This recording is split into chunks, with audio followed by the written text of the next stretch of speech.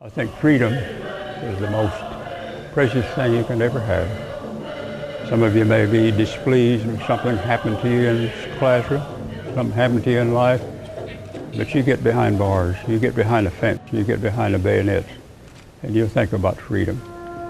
That part has stuck with me. I wondered about it. Why did this happen to me? I'm now 86 going on 87. I've been through this.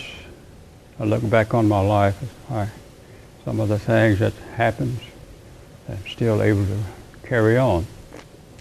Yet, you know, in the long run, you have a lot to be thankful for. Fellow Mustangs, you just saw some footage of Alex Mathews, a World War II veteran, a Pawnee Indian chief, and a Bataan Death March survivor who attended Milwaukee High School's Living History Day 8 years in a row.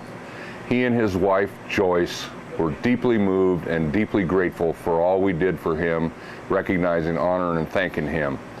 And he passed on this last May, and I attended his funeral and was asked to speak at his funeral. It was an impressive, traditional Indian funeral on the Comanche reservation. His wife was Comanche, he was Pawnee. There was over 700 Indians in attendance there.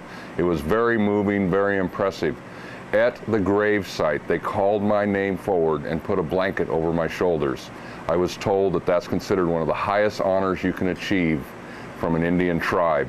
And all of them came up and said, please go back to Milwaukee High School and tell the staff and students how much it meant to us that he came up here.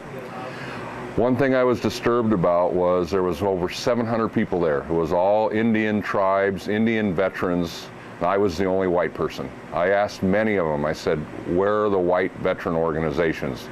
And the answer was the same. Nothing's changed much down here, Mr. Buckles. This is Oklahoma. So I came up with the idea for this year's Living History Day.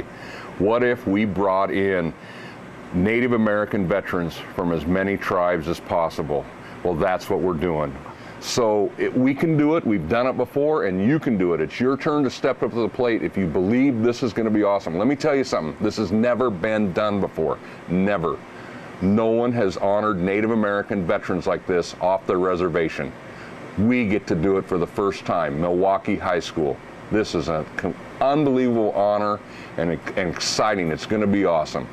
I filled our canteens up and I started back to where Ace was.